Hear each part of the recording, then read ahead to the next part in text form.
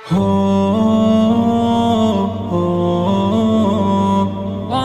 علي علي علي علي علي علي علي علي درود بر علي. او خدا مرد شجاع حیدر کرار، در بدر و احد سر زده از دشمنی غدار. بود مرد عمل وقت نبرد فاتح خیبر، هر دم همه جا بود و به همراه پیامبر. دلبر و جانم، روح و روانم، جان و جهانم، نام و نشانم، نام علی شوکت ما شیر دلاور علی جان. همرکاب مصطفی بود علی جان، مهربان و با خدا بود علی جان. رنگین شده از تیغ علی با غم کفار، کابوس منافق شده بود حیدر کرار. رنگین شده از تیغ علی با غم کفار، کابوس منافق شده بود حیدر کرار.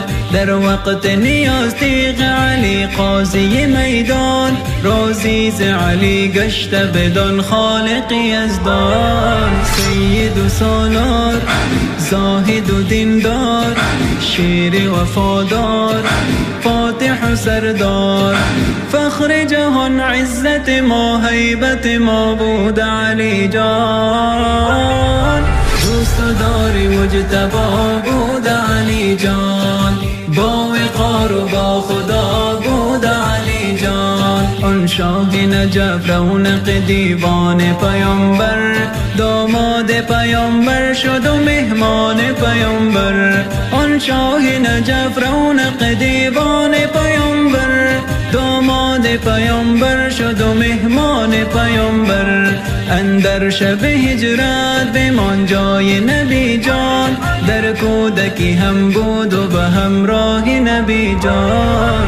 بود از امامدار، عاقل و هوشیار، عابد و بیدار، فاتح نامدار. سید و سالار و دلاور همه جا بود علی جان.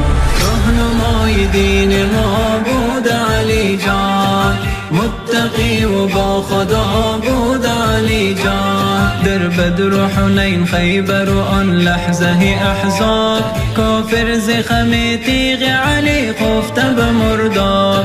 در بدر و حنین خیبر و آن لحظه احزاب، کافر ز خم تیغ علی خفته به مرداب.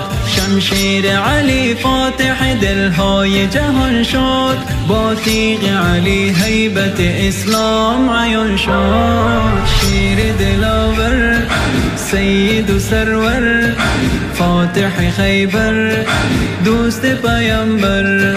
نام علی شوکت ما شیر دلاور علی جان. همرکاب مصطفی بود علی جان، مهربان و با خدا بود علی جان.